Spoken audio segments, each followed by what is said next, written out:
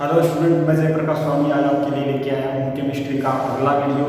देखिए, आज हम बात करेंगे आवर्त सारणी में प्रवृत्ति के बारे में। मतलब जो इलेक्ट्रॉन बंधुता है वो आवर्त सारणी में किस प्रकार से परिवर्तित होती है, इसके बारे में हम बात करेंगे। देखिए, पिछले वीडियो के अंदर हमने बात की थी इलेक्ट्रॉन बंधुता किसे कहते हैं और इलेक्ट्रॉन बंधुता किस प्रकार से निर्धारित करते हैं। निर्धारण करने के लिए मैंने एक चक्कर के द्वारा आपको इससे समझाया था। बोर्न-हेबर चक्कर होता है जिसके द्वारा हम इनडायरेक्ट रूप से इलेक्ट्रॉन बंधुता को ज्ञात कर सकते हैं। चलिए आज बात करते हैं आवर्त सारणी में इसकी क्या प्रवृत्ति होती है। देखिए, सिंपली मैं बात करता हूँ। एक तो हम एक आवर्त में बाईं से दाएं जाते हैं और एक वर्ग में ऊपर से नीचे आते हैं। ठीक है, सबसे पहले मैं बात करूंगा एक आवर्त में अगर हम बाईं से दाएं जाएं तो आपको पता है कि नाभिक की आवेश का मान क्या होता है, बढ़ता चला जाता है। एक आवर्त में जब बाईं से दाएं जाते हैं तो नाभिक की आवेश का मान बढ़ता चला जाता है। बढ़ता चला जाता है, इसका मतलब क्या होगा, आकार का मान क्या हो जाएगा, छोटा हो जाएगा। ठीक है, आकार कम हो जाएगा। अब अगर आकार में कमी आती है तो इसका मतलब आप कह सकते हो कि जुड़ने वाला इलेक्ट्रॉन नाभिक के नजदीक आता है, और जितना नाभिक के नजदीक इलेक्ट्रॉन आएगा ऊर्जा उतनी ही अधिक मुक्त होगी। इसका मतलब आप कह सकते हो कि इलेक्ट्रॉन बंधुता क्या होती है, बढ़ती है।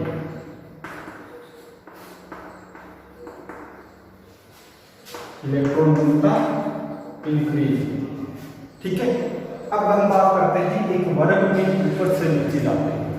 एक वर्ग में ऊपर से नीचे जाने पे क्या होता है, आपको पता है कि कोष क्या होता है, कोष का साइज बढ़ता है ना।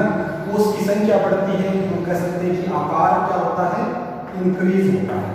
अब अगर आकार इंक्रीज होगा तो जुड़ने वाला इलेक्ट्रॉन नाभिक से दूर रहेगा, तो नाभिक से जितना दूर रहता है ऊर्जा उतनी ही कम मुक्त होती है। इसका मतलब हम कह सकते हैं इलेक्ट्रॉन बंधुता का मान कम होता है। तो एक आवर्त में बाईं से दाएं जाने पर इलेक्ट्रॉन बंधुता बढ़ती है और एक वर्ग में ऊपर से नीचे आने पर इलेक्ट्रॉन बंधुता कम हो जाती है। चलिए अब हम बात करते हैं कि इनके अपवाद क्या है। देखिए, बहुत सारे अपवाद होते हैं यहाँ पे। अपवाद क्या है, देखिए, जिनका विन्यास NH2 हो। ठीक है, इसका पहला अपवाद है जिनका विन्यास NH2 हो। जैसे कौन कौन से, बेरिलियम है, मैग्नीशियम है। इनकी जब बात करते हैं तो इनमें अगर इलेक्ट्रॉन जुड़ेगा तो NH2 विन्यास जो होता है वो एक स्थायी विन्यास होता है। ठीक है, और अगला इलेक्ट्रॉन जो जाएगा वो किसमें जाएगा, p ऑर्बिटल के अंदर जाएगा। तो ये जो जुड़ने के बाद जो विन्यास बनता है वो इतना स्थायी विन्यास नहीं होता। इसका मतलब इलेक्ट्रॉन के जुड़ने पर कम मात्रा में ऊर्जा मुक्त होती है, या हम कह सकते हैं कि ऊर्जा का अवशोषण होता है। ऊर्जा मुक्त होने की बजाय ऊर्जा अवशोषित होती है, तो इनकी इलेक्ट्रॉन बंधुता हमेशा कम होगी। चलिए दूसरी में बात करूंगा जिनका इलेक्ट्रॉनिक विन्यास Np3 है। जैसे मैं बात करता हूँ फास्फोरस है और नाइट्रोजन है। ठीक है, इनमें क्या होता है कि P3 जो होता है वो एक स्थायी विन्यास होता है, और अगर आप इसमें इलेक्ट्रॉन को जोड़ते हो तो इलेक्ट्रॉन जोड़ने से ऊर्जा मुक्त होने की बजाय ऊर्जा का अवशोषण होता है। ठीक है, तो इनकी इलेक्ट्रॉन बंधुता भी क्या होती है, बाकियों की तुलना में कम होती है। चलिए तीसरा मैं बात करूं, अगर आप बात करते हैं अक्रिय गैस की, तो अक्रिय गैस को बहुत ही ज्यादा स्थायी विन्यास होता है। उसमें तो इलेक्ट्रॉन को जोड़ना पॉसिबल ही नहीं होता, इलेक्ट्रॉन जुड़ता ही नहीं है उसके अंदर। इलेक्ट्रॉन को जोड़ोगे तो ऊर्जा मुक्त होने की बजाय हमें बहुत सारी ऊर्जा देनी पड़ेगी। ठीक है, इनका जो इलेक्ट्रॉन बंधुता है वो भी बहुत ही कम होता है। चलिए अब हम बात करते हैं बहुत ही महत्वपूर्ण विषय, कई बार पूछा जाता है एग्जाम में। देखिए, मैंने कहा इधर से इधर जाओगे तो इलेक्ट्रॉन बंधुता का मान बढ़ेगा, इधर से इधर आते हो तो इलेक्ट्रॉन बंधुता क्या हो जाती है, कम हो जाती है। तो बाईं से दाएं जाएंगे तो इलेक्ट्रॉन बंधुता बढ़ेगी, ऊपर से नीचे आओगे तो कम हो जाएगी। तो सबसे अधिक जो होनी चाहिए इलेक्ट्रॉन बंधुता, वो किसकी होनी चाहिए, फ्लोरीन की होनी चाहिए। क्योंकि मैंने बताया कि अक्रिय गैस जो होती है उनका तो हमेशा इलेक्ट्रॉन बंधुता कम ही होती है ना। तो सबसे अधिक जो इलेक्ट्रॉन बंधुता होनी चाहिए वो फ्लोरीन की होनी चाहिए, लेकिन एक्चुअल में जो सबसे अधिक इलेक्ट्रॉन बंधुता जो होती है वो फ्लोरीन की होती है। अब ऐसा क्यों हुआ इसके बारे में हम बात करते हैं।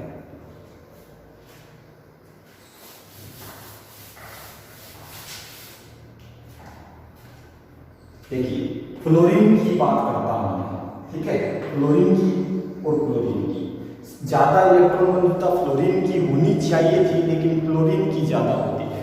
देखिए क्यों, फ्लोरीन तो आपको पता है कौन से आवर्त में आता है, फ्लोरीन आता है दूसरे आवर्त में, और क्लोरीन कौन से में आता है, तीसरे आवर्त में। दूसरे आवर्त में आता है, इसलिए यहाँ पे अधिकतम इलेक्ट्रॉन कितने होने चाहिए, मतलब कितने हो सकते हैं, तो यहाँ पे जो अधिकतम इलेक्ट्रॉन हो सकते हैं वो होते हैं 8, ठीक है। आपको पता होगा कि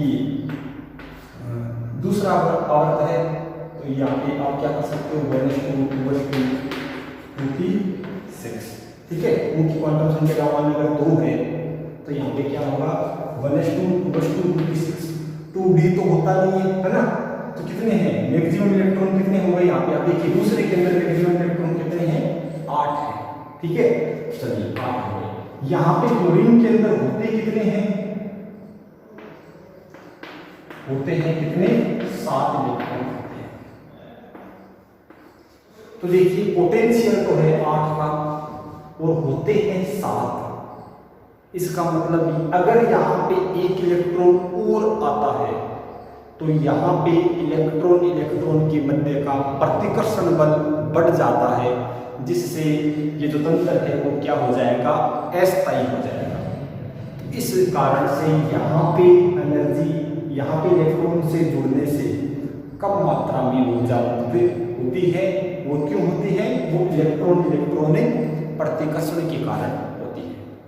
चलिए अब देखिए यहाँ मैं बात करता हूँ क्लोरीन की, तो क्लोरीन तीसरे आवर्त में आता है ना, तीसरे आवर्त में आएगा तो यहाँ पे अधिकतम इलेक्ट्रॉन कितने हो जाएंगे, 18 हो जाएंगे। कैसे, आपको पता है 3s भी होता है, 3p भी होता है, 3d भी होता है। d में 10 आ सकते हैं, p के अंदर 6 आ सकते हैं, s के अंदर 2 आ सकते हैं, टोटल कितने हो गए, 18। चलिए तो देखिए यहाँ पे तीसरे जो आवर्त है उसमें 18 इलेक्ट्रॉन आ सकते हैं, और क्लोरीन में आपको पता होगा अधिकतम इलेक्ट्रॉन कितने होते हैं, 7 होते हैं। क्लोरीन का इलेक्ट्रॉनिक विन्यास हमने देखा होगा ना, कितना होता है 3s2 3p5 होता है, मतलब टोटल कितने हो गए, 7 इलेक्ट्रॉन यहाँ पे उपस्थित है। तो इसका मतलब अगर यहाँ पे एक इलेक्ट्रॉन और जुड़ता है तो देखना जगह तो है 18 की, और एक इलेक्ट्रॉन और आ जाए तो यहाँ पे इतना प्रतिकर्षण नहीं होता, इसलिए अधिक मात्रा में ऊर्जा मुक्त होती है। तो हम कह सकते हैं कि क्लोरीन की इलेक्ट्रॉन बंधुता का मान आवर्त सारणी में सर्वाधिक होता है, ठीक है। अब क्वेश्चन अलग अलग तरीके से बन सकता है, आपसे पूछ सकता है सबसे ज्यादा इलेक्ट्रॉन बंधुता किसकी होती है, तो वो क्लोरीन की होती है। आपसे ये भी पूछ सकता है कि फ्लोरीन की तुलना में क्लोरीन की इलेक्ट्रॉन बंधुता अधिक होती है, क्यों, तो इसका रीजन भी आप ये दे सकते हो, ठीक है। तो ये बात होती है आवर्त सारणी में परिवर्ती के बारे में। अब हम बात करते हैं इलेक्ट्रॉन बंधुता को प्रभावित करने वाले कारक।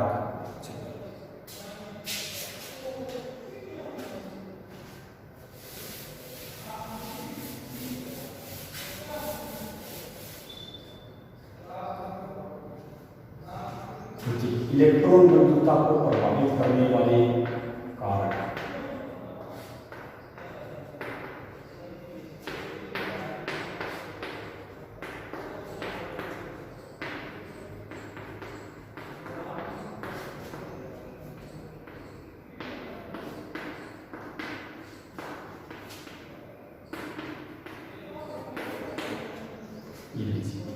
अब देखिए कौन कौन से कारक होते हैं जो इलेक्ट्रॉन बंधुता को प्रभावित करते हैं, तो सभी कारकों के बारे में हम डिटेल से चर्चा करते हैं। देखिए पहला कारक तो है आपका परमाणुीय आकार।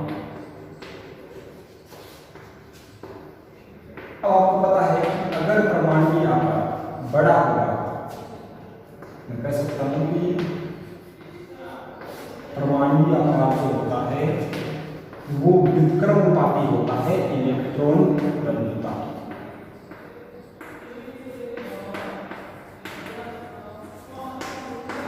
देखिए आपको पता है परमाणु का आकार अगर बड़ा होगा तो आने वाला इलेक्ट्रॉन मतलब जुड़ने वाला इलेक्ट्रॉन जो है वो नाभिक से उतना ही दूर होगा, और इलेक्ट्रॉन नाभिक से जितना अधिक दूर होता है उससे मुक्त होने वाली ऊर्जा का मान उतना ही अधिक होता है। इसलिए यहाँ पे क्या होगा, परमाणु आकार बढ़ने से इलेक्ट्रॉन बंधुता कम हो जाती है। ठीक है, क्या बताया था मैंने, अगर नाभिक से इलेक्ट्रॉन दूर होगा तो उतनी ही कम ऊर्जा मुक्त होगी, इसलिए हम कह सकते हैं कि इलेक्ट्रॉन बंधुता का मान कम होता है।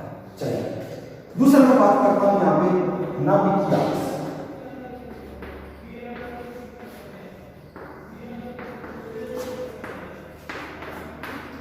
देखिए नाभिकीय आवेश किस प्रकार से होगा, नाभिकीय आवेश हमेशा समानुपाती होता है इलेक्ट्रॉन बंधुता।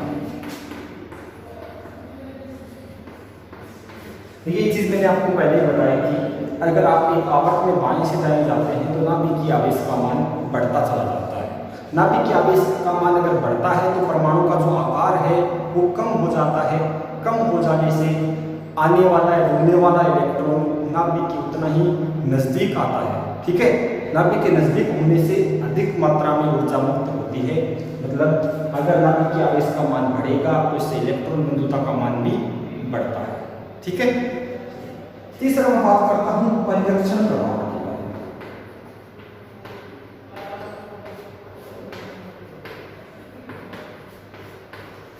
देखिए सबसे पहले हम चर्चा करेंगे परिरक्षण प्रभाव होता क्या है और इससे इलेक्ट्रॉन बंधुता पे क्या इफेक्ट पड़ता है।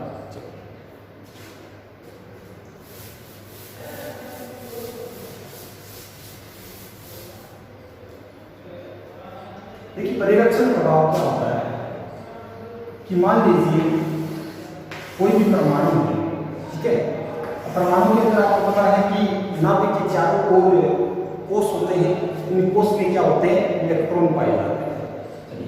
अगर मान लो ऐसा हुआ जैसे मैं संक्रमण तत्वों की बात करता हूं तो उनमें क्या होते हैं कि जो बाहरी कोष है वो तो वैसे ही बना रहता है, लेकिन जो बनने वाले इलेक्ट्रॉन जो होते हैं वो आंतरिक कोष में भरे जाते हैं।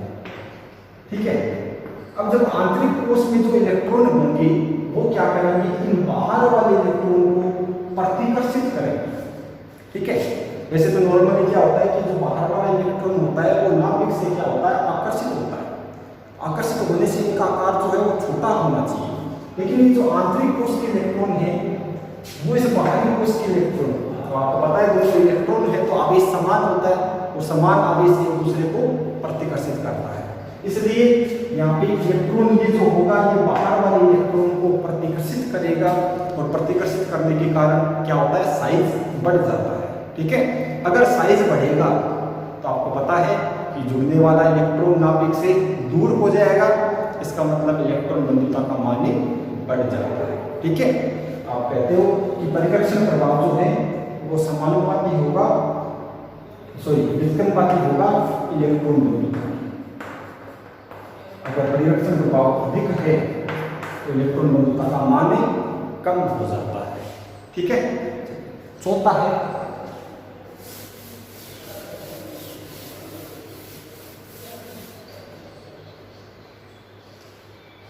स्थायी इलेक्ट्रॉनिक विन्यास। ठीक है, चौथा का है स्थायी इलेक्ट्रॉनिक विन्यास। और जैसे मैंने बताया था, अगर मान लो किसी का विन्यास N2 है, किसी का विन्यास Np3 है, किसी का विन्यास Np6 है, ये जो विन्यास होते हैं वो सभी विन्यास स्थायी विन्यास होते हैं। खासकर मैं कहता हूँ कि अर्धपूरित और पूर्णपूरित जो विन्यास होते हैं वो हमेशा स्थायी विन्यास होते हैं, और इनमें इलेक्ट्रॉन अगर रहेगा, मतलब कोई भी परमाणु अगर स्थायी इलेक्ट्रॉनिक विन्यास रखता है तो वहाँ पे इलेक्ट्रॉन को जोड़ना मुश्किल होता है। इसका मतलब वहाँ पे इलेक्ट्रॉन बंधुता का मान कम होता है। ठीक है, तो ये है परमाणु के इलेक्ट्रॉन बंधुता को प्रभावित करने वाले कारक। अब हम बात करते हैं कि इलेक्ट्रॉन बंधुता से हम रासायनिक व्यवहार की व्याख्या किस प्रकार से कर सकते हैं।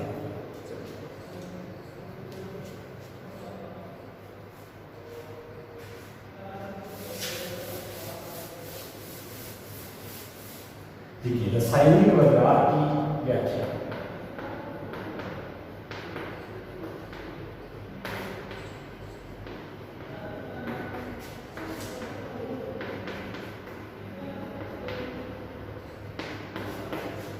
देखिए, रासायनिक व्यवहार किस प्रकार से चेंज होता है, मतलब रासायनिक व्यवहार की व्याख्या किस प्रकार से हम कर सकते हैं। देखिए, सबसे पहले तो हम बात करते हैं कि अगर मान लो किसी की इलेक्ट्रॉन बंधुता का मान अधिक है, इलेक्ट्रॉन बंधुता अधिक है, तो इससे हम ये अनुमान लगा सकते हैं कि उस तत्व में इलेक्ट्रॉन को जोड़ने की प्रबल क्षमता पाई जाती है। मतलब ऐसे सभी जो तत्व हैं वो किसकी तरह व्यवहार करते हैं, वो प्रबल ऑक्सीय कारक की भांति व्यवहार करते हैं। ठीक है, कोई तत्व है जिनके इलेक्ट्रॉन बंधुता के मान अधिक हो, उनसे हम ये अनुमान लगा सकते हैं कि इनमें इलेक्ट्रॉन को जोड़ने की प्रबल क्षमता पाई जाती है। इसका मतलब वो सभी तत्व है प्रबल ऑक्सीय कारक की भांति व्यवहार करते हैं। दूसरे में बात करते हैं, अगर मान लीजिए इलेक्ट्रॉन बंधुता का मान अधिक है, ठीक है, तो इससे मैं ये अनुमान लगा सकता हूं कि इससे इलेक्ट्रॉन को जोड़ने की क्षमता अधिक होगी, या हम कह सकते हैं कि ये जितने भी पदार्थ जिनकी इलेक्ट्रॉन बंधुता अधिक है वो सभी के सभी अधिक क्रियाशील होते हैं। ठीक है, इन सभी की क्रियाशीलता अधिक होती है। तीसरे में बात करता हूं, अगर हमें आयनन विभव और इलेक्ट्रॉन बंधुता, किसी भी यौगिक के आयनन विभव और इलेक्ट्रॉन बंधुता के मान अगर पता हो, तो इससे हम ये अनुमान लगा सकते हैं कि वो यौगिक आयनिक होगा या सहसंयोजक होगा। चलिए देखिए, अगर किसी भी यौगिक की आयनन विभव माइनस इलेक्ट्रॉन बंधुता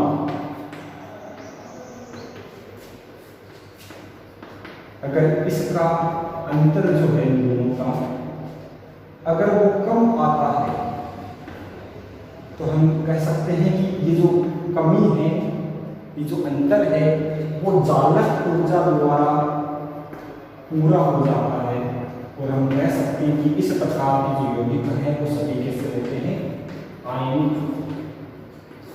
ठीक है, अगर इन दोनों का डिफरेंस कम होता है तो इस प्रकार के सभी यौगिक आयनिक यौगिक होते हैं, और अगर इन दोनों का जो डिफरेंस है वो अधिक हो, इतना डिफरेंस जालक ऊर्जा द्वारा कंप्लीट नहीं होता, तो इस प्रकार के सभी यौगिक कैसे होते हैं, सहसंयोजक होते हैं। ठीक है, तो इन दोनों के मान से हम ये अनुमान लगा सकते हैं कि कौन सा यौगिक आयनिक होगा और कौन सा यौगिक सहसंयोजक होगा। देखिए, एग्जाम्पल के थ्रू आपको बताता हूं।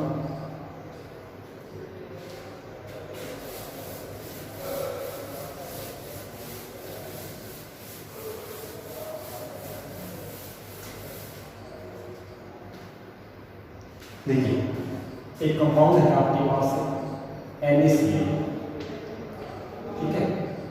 अब Na तो क्या बनाएगा, प्लस बनाएगा, मतलब इलेक्ट्रॉन को त्याग देगा, तो जो इलेक्ट्रॉन त्यागता है उस ऊर्जा को हम क्या कहते हैं, आयनन विभव कहते हैं।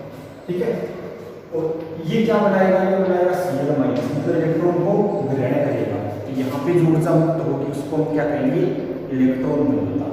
यहाँ पे इनका जो दोनों का अंतर होता है वो लगभग 148 किलो जूल मोल इनवर्स होता है। तो ये अंतर बहुत ही कम अंतर होता है, ये अंतर जालक ऊर्जा द्वारा कंप्लीट हो जाता है, और ये कंपाउंड जो है वो हम कह सकते हैं कि ये एक प्रकार का आयनिक यौगिक है। ठीक है, दूसरी मैं बात करूं, अगर BF3 की बात करते हैं, इसमें बोरोन का जो आयनन विभव होगा और 3 क्लोरीन का जो इलेक्ट्रॉन बंधुता होगी, इन दोनों का जो डिफरेंस है वो आपका आता है 5550 किलो जूल मोल इनवर्स के आसपास। तो ये इतना बड़ा अंतर्जालक ऊर्जा से कंप्लीट नहीं होता, तो हम कह सकते हैं कि BF3 जो है वो एक प्रकार का सहसंयोजक यौगिक होता है। ठीक है, इस प्रकार से हम अनुमान लगा सकते हैं कि कौन सा यौगिक आयनिक होगा और कौन सा सहसंयोजक होगा। चलिए अब देखिए लास्ट जो आपकी आवर्त सारणी में प्रवृत्ति आती है वो आपकी आती है विद्युत रणता।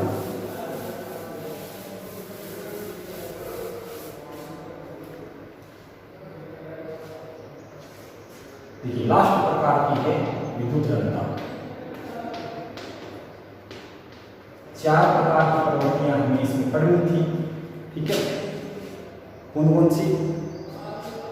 एक तो परमाणु व आयनिक त्रिज्या, दूसरी है आपकी आयनिक वियोग, और तीसरा है इलेक्ट्रॉन वक्रता, और चौथा है विद्युत रणता। ठीक है, चलिए विद्युत रणता के बारे में बात करते हैं। विद्युत रणता किसे कहते हैं?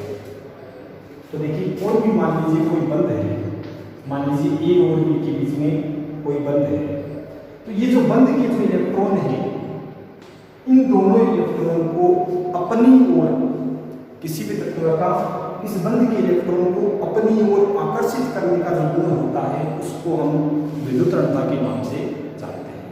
ठीक है, तो मान लीजिए कि ये दोनों इलेक्ट्रॉन हैं, इन दोनों इलेक्ट्रॉन को B अपनी ओर आकर्षित कर रहा है। ठीक है, तो हम कह सकते हैं कि B की जो विद्युत रणता है वो A की तुलना में अधिक है। ठीक है, तो ये बंधित इलेक्ट्रॉन को अपनी ओर आकर्षित करने का गुण, इसको हम विद्युत रणता के नाम से जानते हैं। इन जो भी आपके पास आवर्त सारणी तत्व हैं, उनमें से कुछ तत्व ऐसे हैं जिनकी विद्युत रणता के बारे में आपको पता होना चाहिए कि किसकी विद्युत रणता कितनी होती है, क्योंकि ये जो है विद्युत रणता वाला टॉपिक, ये आपकी बेसिक ऑर्गेनिक केमिस्ट्री में भी बहुत हेल्प करता है। अगर आपको विद्युत रणता के बारे में जानकारी नहीं होगी तो आप बेसिक ऑर्गेनिक कॉन्सेप्ट नहीं समझ पाएंगे। तो इनके बारे में जानकारी के लिए आपको विद्युत रणता के बारे में जानकारी होना जरूरी है, आवश्यक है।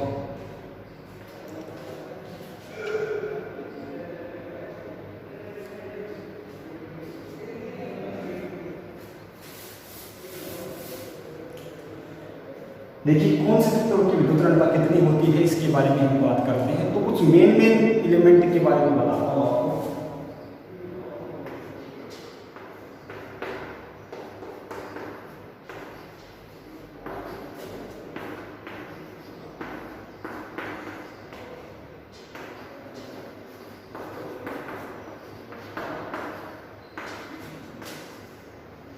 देखिए इतने एलिमेंट की आप याद कर दीजिए, एक आप यहाँ पे Br को I भी कर सकते हैं।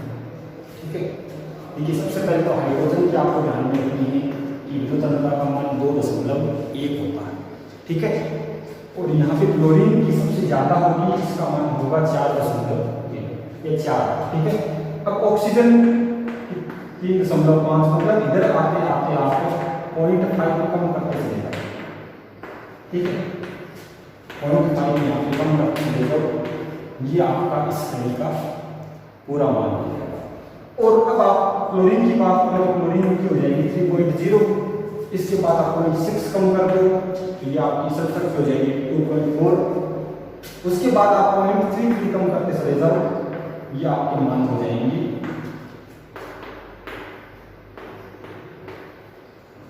इस वाली श्रेणी। मतलब इस वाली श्रेणी में तो आपको 0.5 का अंतर रखना है और इस वाली श्रेणी के अंदर आपको 0.3 का अंतर रखना है, केवल यहाँ पे 0.6 का अंतर रखना है। ठीक है, तो इसकी आप ध्यान में रखना 2.8 होगी, इसकी होगी 2.5। तो ये जो मान है वो आपको ध्यान रखने हैं, आप किसी भी ट्रिक से इनको याद रखो, ये आपके हमेशा काम में आएंगे। ठीक है, तो ये होते हैं विद्युत रणता के कुछ